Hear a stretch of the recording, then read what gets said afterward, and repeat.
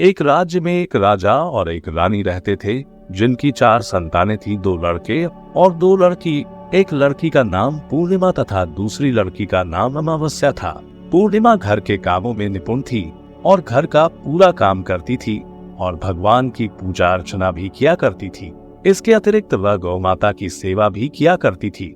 और उसकी दूसरी बहन अमावस्या ना ही घर का कोई काम करती थी, ना ही भगवान की पूजा अर्चना करती थी और ना ही गौ माता की सेवा करती थी। पूर्णिमा सर्वगुण संपन्न थी, फिर भी राजा और रानी अपने दोनों बेटों तथा पुत्री अमावस्या को ही प्यार किया करते थे और वह पूर्णिमा से प्यार नहीं करते थे, उसके साथ भेदभाव करते थे। राजा के चारों पुत्र और पुत्री धीरे धीरे बड़े हो रहे थे। जब वे बड़े हो गए, राजा ने अपने दोनों पुत्रों का विवाह योग्य कन्याओं के साथ करा दिया। इसके बाद रानी ने राजा से कहा कि अब दोनों पुत्री विवाह के योग्य हो गई है और इन दोनों का विवाह भी करा दो, लेकिन पुत्री अमावस्या का विवाह किसी बड़े खानदान में कराना और पूर्णिमा का विवाह किसी गरीब परिवार में कराना, क्योंकि पूर्णिमा को केवल भगवान की पूजा पाठ करना ही पसंद है और गाय की सेवा करना पसंद है। अब रानी ने राजा को दोनों पुत्रियों का रिश्ता तय करने के लिए भेज दिया। राजा ने अपने पड़ोसी राज्य में जाकर वहाँ के राजा के पुत्र से अमावस्या का रिश्ता तय कर दिया और वहीं पास के गांव में जाकर एक गरीब परिवार के लड़के से पुत्री पूर्णिमा का रिश्ता भी तय कर दिया। यह सारी बात जाकर राजा ने अपनी रानी से बताया तो रानी ये सोचने लगी कि अब देखते हैं कि भगवान इसकी मदद कैसे करते हैं। ये बहुत ही पूजा पाठ करती है और भगवान में मगन रहती है। पूर्णिमा का भाई और उसकी भाभी पूर्णिमा से बहुत प्यार करते हैं, क्योंकि पूर्णिमा उनके घर के कामों में उनका साथ देती है और कामों में उनका हाथ बताती है। और यही उनकी दूसरी बहन अमावस्या उन पर अपना रोब जमाती है और घर का कोई कार्य नहीं करती। कुछ समय बीत जाने के बाद दोनों पुत्रियों का विवाह हो जाता है। राजा और रानी विवाह के बाद अपनी दोनों पुत्रियों को विदाई देते हैं। विदाई देते समय राजा और रानी पुत्री अमावस्या को बहुत सारा धन और दौलत देकर विदा करते हैं और पूर्णिमा को कुछ भी नहीं देते, खाली हाथ अपने घर से विदा करते हैं। इसके बाद दोनों बहनें अपने अपने ससुराल को चली जाती है। कुछ दिन बीत जाते हैं और one दिन अमावस्या अपने घर पर शिव जी की कथा रखती है, जिसमें वह सभी गांव वाले को निमंत्रण देती है और अपनी बहन पूर्णिमा को नहीं बुलाती। जब गांव की सभी औरतें अमावस्या के यहाँ जाती है तो यहाँ सब दृश्य पूर्णिमा अपने घर के दरवाजे के बाहर बैठकर देख रही होती है। तब वहाँ से गुजर रही औरतें पूर्णिमा से कहते हैं कि तुम्हारी बहन के यहाँ शिव जी की कथा रखी है, क्या तुम नहीं चलोगी? पूर्णिमा ने कहा, मुझे निमंत्रण नहीं आया है, मैं नहीं जा सकती। सभी गांव की औरतों ने पूर्णिमा से कहा, बुलाया नहीं तो क्या हुआ, भगवान शिव की कथा है, तुम हमारे साथ चलो। गांव की सभी औरतों की बात मानकर पूर्णिमा भी उनके साथ भगवान शिव की कथा में अमावस्या के घर चली जाती है। जब अमावस्या की नजर पूर्णिमा पर पड़ती है तो वहाँ कहती है कि तुम यहाँ कैसे चली आई, मैंने तो तुम्हें बुलाया नहीं था। खैर कोई बात नहीं, अब तुम आ ही गई हो तो चुपचाप बैठी रहना। और ये कहते हुए अमावस्या में पूर्णिमा की गरीबी का भी मजाक उड़ाया। पूर्णिमा की आंखों में आंसू आ गए और रोते रोते मन ही मन में पूर्णिमा भगवान शिव से विनती करती है, हे भगवान, क्या पूजा पाठ करना गलत है? गौ माता की सेवा करना गलत है? आखिर मेरी गलती क्या है? आप मुझ पर अपनी कृपा दृष्टि कब बनाएंगे? पूर्णिमा बार बार भगवान शिव से यही कहती रहती। इतने में शिव कथा पूरी हो जाती है और अमावस्या भगवान का प्रसाद बांटने लगती है। वह सभी लोगों को प्रसाद देती है, लेकिन पूर्णिमा को वहाँ प्रसाद नहीं देती। पूर्णिमा बिना प्रसाद के ही अपने घर लौट जाती है। रास्ते में वह यहाँ सोचते हुए चलती है कि यदि बच्चे उससे कथा का प्रसाद मांगेंगे तो वह उन्हें क्या जवाब देगी। उसने सोचा था कि वह अपने मायके अपने भाई और भौजाई के यहाँ जाएगी और वहाँ जाते हुए वहाँ बच्चों के लिए कुछ लेकर जाएगी। ऐसा सोचते हुए वहाँ अपने घर वापस लौट आई। घर वापस लौट कर आने के बाद वह अपने पति और बच्चों से कहती है कि वह अपने मायके जा रही है। पति ने कहा ठीक है। और कुछ समय के बाद पूर्णिमा अपने मायके के लिए रवाना हो गई। चलते चलते रास्ते में एक चबूतरा आया जिस पर तुलसी का पौधा लगा था। उस चौधरी पर एक बूढ़ी अम्मा बैठी हुई थी। वह कोई और नहीं, साक्षात तुलसी माँ थी। उस बूढ़ी माता ने पूर्णिमा से कहा, बिटिया तुम कौन हो और कहाँ जा रही हो? पूर्णिमा अपना परिचय देती है। परिचय देने के बाद बूढ़ी औरत ने पूर्णिमा से कहा कि यहाँ तुलसी का पौधा सूख रहा है, इसमें थोड़ा सा पानी डाल दो और इस चबूतरे की साफ सफाई कर दो, जिससे मुझे थोड़ी ठंडक मिलेगी। पूर्णिमा ने कहा कि ठीक है माँ, मैं तुलसी में पानी डाल देती हूँ और यहाँ की साफ सफाई भी कर देती हूँ। पूर्णिमा ने साफ सफाई करने के बाद बूढ़ी अम्मा को भी नहला दिया और बूढ़ी अम्मा की भी सेवा की, उनके पैर दबाए और बूढ़ी अम्मा से कहा कि माँ जी और बताइए मैं आपकी क्या सेवा करूं, और कोई काम है तो बता दीजिए, मैं कर दूंगी। बूढ़ी अम्मा ने कहा कुछ नहीं, अब तुम जाओ और वापस आते समय मुझसे मिलते हुए जाना। पूर्णिमा ने बूढ़ी अम्मा से कहा ठीक है मामा जी, मैं जाती हूँ, वापस आते वक्त आपसे मिलते हुए जाऊंगी। कुछ समय आगे चलने के बाद एक शिव मंदिर आया, वहां पर उसे एक बूढ़े बाबा मिले जो मंदिर के बाहर बैठे हुए थे। वह कोई और नहीं, साक्षात भोलेनाथ थे। उन्होंने पूर्णिमा से कहा कि कहाँ जा रही हो बेटी, तुम कौन हो? तब पूर्णिमा ने अपना परिचय दिया। फिर उस बूढ़े बाबा ने पूर्णिमा से कहा इस चबूतरे की और इस मंदिर की सफाई कर दो। तब पूर्णिमा ने मंदिर की और चबूतरे की साफ सफाई कर दी और वहां पर पूजा पाठ अर्चना भी की। और साफ सफाई पूजा अर्चना करने के बाद उन्होंने बूढ़े बाबा को भी नहला दिया और उनसे कहा कि बाबा और कोई काम हो तो बताइए। तब बूढ़े बाबा ने कहा नहीं बेटी, अब तुम जाओ और वापस आते वक्त मुझसे मिलते हुए जाना। पूर्णिमा ने कहा ठीक है बाबा, मैं जाती हूँ, वापस आते हुए आपसे मिलते हुए जाऊंगी। आगे चलते चलते कुछ दूर चलने के बाद पूर्णिमा को एक काली जी का मंदिर दिखा। वहाँ भी एक बूढ़ी अम्मा चबूतरे पर बैठी हुई थी। उस बूढ़ी औरत ने भी पूर्णिमा से कहा कि बेटी तुम कौन हो, कहाँ जा रही हो? तब पूर्णिमा ने उस बूढ़ी औरत को भी अपना परिचय दिया। बूढ़ी औरत ने पूर्णिमा से कहा कि यहाँ पर सभी पूजा पाठ करने के लिए आते हैं, लेकिन मंदिर की साफ सफाई करने के लिए कोई नहीं आता, इसीलिए तुम मंदिर की और चबूतरे की साफ सफाई कर दो। पूर्णिमा ने कहा ठीक है माताजी, और पूर्णिमा मंदिर की और चबूतरे की साफ सफाई कर देती है और पूजा पाठ भी करती है और माताजी का श्रृंगार कर देती है और उस बूढ़ी अम्मा को भी नहला देती है और बूढ़ी अम्मा के पैर दबाती है और कहती है कि सभी काम हो गया है माँ जी, और कोई काम हो तो बताइए। बूढ़ी अम्मा कहती है कि नहीं बेटी, अब तुम जाओ, लेकिन वापस आते वक्त मुझसे मिलते हुए जाना। पूर्णिमा कहती है ठीक है और वह आगे चली जाती है। आगे चलते चलते एक नदी आती है, वहाँ पर भी एक बूढ़ी अम्मा बैठी रहती है और वहाँ कहती है कि बेटी तुम कौन हो और कहाँ से आई हो? उसे भी पूर्णिमा अपना परिचय देती है।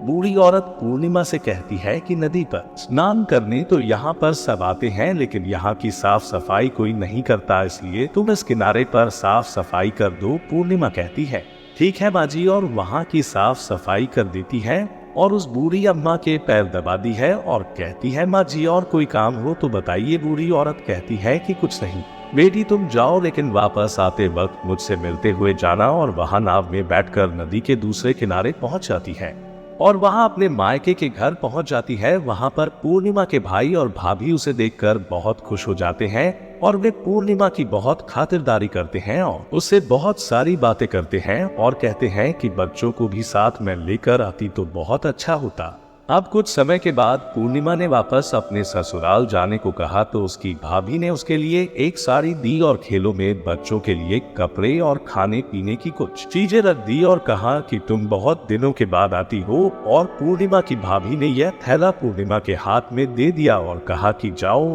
और जल्दी वापस आना। इसके बाद पूर्णिमा वहाँ से अपने ससुराल के लिए रवाना हो गई और उसी की नदी के किनारे पहुंची और नाव में बैठकर दूसरे किनारे पर उतर गई। वहां पर उतरने के बाद वहां पर उसे वही बूढ़ी अम्मा मिली जो साक्षात गंगा मैया थी। उस बूढ़ी अम्मा ने पूर्णिमा को एक थैला दिया और कहा कि इसे तुम अपने घर जाकर ही खोलना। अब पूर्णिमा के पास बहुत थैला हो गए थे। उन्हें लेकर पूर्णिमा वहां से रवाना हुई। आगे कुछ दूर चलने पर काली माँ का मंदिर आया। वहां पर काली माँ बूढ़ी माँ के रूप में विराजमान थी। उसने कहा आ गई बेटी? पूर्णिमा ने कहा हाँ माँ जी मैं आ गई। तो काली माँ ने उसे थैला दिया और कहा तुम यहाँ थैला अपने घर जाकर खोलना। पूर्णिमा के पास 3 थैले हो गए। तीनों थैली लेकर पूर्णिमा आगे बढ़ी। कुछ दूर जाने पर शिव जी का मंदिर आया जहाँ बूढ़े बाबा के रूप में शिव जी स्वयं विराजमान थे। बूढ़े बाबा ने कहा पूर्णिमा तो वापस आ गई? पूर्णिमा ने कहा हाँ बाबा मैं वापस आ गई। बूढ़े बाबा ने भी पूर्णिमा को एक थैला दिया और कहा कि यह थैला तुम घर जाकर ही खोलना। पूर्णिमा ने कहा ठीक है बाबा। अब पूर्णिमा के पास 4 थैले हो गए थे। अब पूर्णिमा 4 थैले को कैसे ले जाती? उसने एक पुरानी साड़ी निकाली और उन सभी थैले का एक गड्ढा बना लिया और सर पर रखकर वहां से रवाना हो गई। कुछ दूर जाने के बाद उसे तुलसी माँ बूढ़ी औरत के रूप में मिलती है और कहती है, पूर्णिमा तुम आ गई। पूर्णिमा कहती है, हाँ माँ जी मैं आ गई। वह बूढ़ी औरत भी उसे एक थैला देती है और कहती है कि यह थैला तो अपने घर जाकर ही खोलना। पूर्णिमा कहती है, ठीक है माँ जी। पूर्णिमा के पास 5 थैले हो गए थे। पूर्णिमा वहाँ से रवाना हुई तो वापस अपने घर पहुँच गई। पूर्णिमा ने बच्चे को नीचे रखा और सबसे पहले अपने मायके का थैले खोल कर देखने लगी। उसमें बच्चों के लिए अच्छे अच्छे कपड़े और खाने पीने की चीजें थी और उसने कुछ गहने भी थे। पूर्णिमा ने कपड़े अपने बच्चों को दे दिए और खाने पीने की चीजें भी बच्चों को दे दी। बच्चे ये सब पाकर बहुत खुश थे। अब पूर्णिमा ने दूसरा थैला खोला जो उसे गंगा मैया ने दिया था। उसमें ढेर सारे हीरे जवाहरात सोना चांदी आदि था। इसके बाद अब पूर्णिमा ने तीसरा थैला खोला जो उसे काली माँ ने दिया था। उसमें बहुत सारा सोना श्रृंगार का सामान भरा हुआ था। इसके बाद पूर्णिमा ने चौथा थैला खोला जो उसे भगवान शिव ने दिया हुआ था। उसमें बहुत सारा धन संपत्ति भरा हुआ था और बहुत सारी खुशियां भरी हुई थी। इसके बाद अब पूर्णिमा ने 5वां थैला खोला जो उसे तुलसी माँ ने दिया था। उसमें चावल, दाल और 7 प्रकार की खाने की चीजों से भरा हुआ था। पूर्णिमा के घर में किसी भी चीज की कमी नहीं थी। उसका घर धन धान्य से भरा हुआ था और परिपूर्ण था। पूर्णिमा और उसका परिवार सुख में जीवन व्यतीत करने लगा। अब पूर्णिमा के मन में विचार आया कि क्यों ना शिव जी की कथा कराई जाए और शिव जी की कथा में एक कार्यक्रम रखा। पूर्णिमा ने गांव के सभी लोगों को निमंत्रण दिया और घर घर जाकर सभी लोगों को बुलाया। पूर्णिमा अपनी बहन अमावस्या के घर भी गई और अमावस्या को भी शिव जी की कथा के लिए उसने अपने घर पर बुलाया। जब अमावस्या पूर्णिमा के घर शिव जी की कथा में आई तो उसने देखा कि पूर्णिमा के घर में किसी भी चीज की कोई कमी नहीं है। इतना सारा धन दौलत देखकर अमावस्या आश्चर्यचकित हो गई। उसने पूर्णिमा से कहा कि तुम्हारे घर में इतनी धन और दौलत कहाँ से आई? पूर्णिमा ने कहा, देखो बहन, तुमने शिव जी की कथा में मुझे नहीं बुलाया, फिर भी मैं चली आई और तुमने मुझे प्रसाद तक नहीं दिया और मेरी गरीबी का मजाक भी उड़ाया। उसके बाद मैं अपने घर आ गई और घर आते हुए मन ही मन में सोच रही थी कि अपने मायके जाऊंगी और मैं अपने मायके चली गई और जो कुछ घटना इस बीच हुई वह सभी घटना अपनी बहन अमावस्या को बताती है। तो अमावस्या कहती है कि तुम भी मुझे प्रसाद मत दो और मुझे डांट लो। लेकिन पूर्णिमा ने कहा कि यह तो भगवान का प्रसाद है, मैं तो सबको दूंगी और तुम्हें भी दूंगी। फिर भी अमावस्या ने प्रसाद नहीं लिया और वह सीधे अपने घर चली गई। घर जाकर अपने बच्चों से कहकर वहां अपने मायके जाने के लिए तैयार हो गई और मायके के लिए निकल गई। उसे भी रास्ते में चलते चलते तुलसी माँ मिली जो चबूतरे पर बूढ़ी माँ के रूप में बैठी हुई थी। बूढ़ी माँ ने अमावस्या से कहा कि बेटी कौन हो तुम और कहाँ जा रही है? अमावस्या ने अपना परिचय दिया। बूढ़ी माँ ने कहा, बेटी ये तुलसी का पौधा सूख रहा है, इसमें थोड़ा सा पानी डाल दो और इस चबूतरे की साफ सफाई कर दो इस पर। अमावस्या ने कहा, बुढ़िया तुझे दिखाई नहीं दे रहा कि मैंने इतनी महंगी साड़ी पहन रखी है, ये गंदी हो जाएगी। ऐसा कहकर वहां से आगे चली गई। आगे जाने पर उसे भगवान शिव मिले जिसे भी उसने ऐसा ही कहा। उसके बाद आगे जाने पर उसे काली माँ मिली जिससे भी उसने यही सारी बातें कही। आगे जाने पर उसे गंगा मिले जिसे भी उसने यही सब कहा और आगे चली गई। इसके बाद अमावस्या जब नाव में बैठने लगी तो उसे नाव में फूलों की जगह कांटे भरे थे जो उसके पैरों में शुभ रहे थे। किनारे पर उतर कर वहां अपने मायके चली गई। जब वहां उसे उसकी भाभियों ने तथा भाइयों ने देखा तो मन ही मन में कहने लगे कि काम की ना काज की ढाई मन अनाज की अब आ ही गई हो। तो ठीक है, पूर्णिमा तो हमारे कामों में हाथ बताती थी, यह कोई काम करेगी तो नहीं। अब उन्होंने खाना बनाया और खा पी कर सभी सो गए। अमावस्या जब सुबह उठी और अपनी भाभियों से कहा कि मैं अपने ससुराल जा रही हूँ, उन्होंने कहा कि ठीक है जाओ। अमावस्या बोली, पूर्णिमा को तो तुमने एक थैला दिया था और मुझे कुछ नहीं दोगे क्या?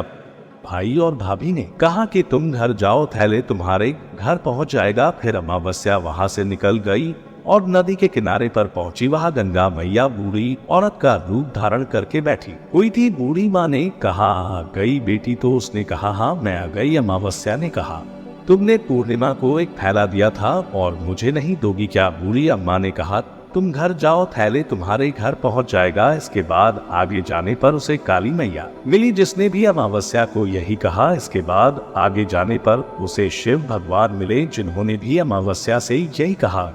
इसके बाद आगे जाने पर उसे तुलसी माँ मिली और उसने भी अमावस्या से ये कहा, तुम घर जाओ, थैले तुम्हारे घर पहुंच जाएगा। अमावस्या अपने घर पहुंच गई है। आंगन में ने देखा तो वहां पर 5 थैले पड़े हुए थे। अमावस्या ने मन ही मन सोचा कि अब तो मेरे पास बहुत सारी धन और दौलत आ जाएगी। जल्दी जल्दी उसमें सभी थैले को खोला। किसी में मिट्टी थे तो किसी में पत्थर, किसी में कंकर और किसी में कोयला। उसे मायके से भी कुछ नहीं मिला था। इन थैले में कुछ भी नहीं था। अमावस्या दौड़ती हुई पूर्णिमा के घर गई और कहती है कि तुम्हें तो इतना सब कुछ मिला, मुझे तो कुछ नहीं मिला, आखिर क्यों? तो पूर्णिमा कहती है कि जब मैं अपने मायके जाती हूँ तो अपनी भाभीयों के साथ उनके कामों में हाथ बटाती हूँ, उनके साथ मिलकर काम करती हूँ, लेकिन तुम ऐसा कुछ नहीं करती, उनकी इज्जत भी नहीं करती, इसीलिए वह तुम्हें भला क्या देंगे। इसके बाद तुमने गंगा मैया को ठुकरा दिया और काली माँ को भी ठुकरा दिया और भगवान शिव को भी तुमने ठुकरा दिया, इसलिए उन्होंने भी तुम्हें कुछ नहीं दिया। अमावस्या कहती है कि बहन तुम मुझे माफ कर दो, मैंने तुम पर हमेशा अत्याचार किया है, मुझे कुछ नहीं मिला तो कोई बात नहीं, मैं भी भगवान की भक्ति करूंगी और सब कुछ प्राप्त कर लूंगी, मुझे इन सब चीजों का रहस्य बताओ। तो पूर्णिमा ने कहा कि तुम 3 सूत्र का ज्ञान ले लो और उसकी कथा करना। पहले सूत्र में दया मांगना और दूसरे सूत्र में कथा मांगना और तीसरे सूत्र में 101 बार ओम नमः शिवाय का जाप करना। बहन भगवान ने ये सूत्र दिए हैं,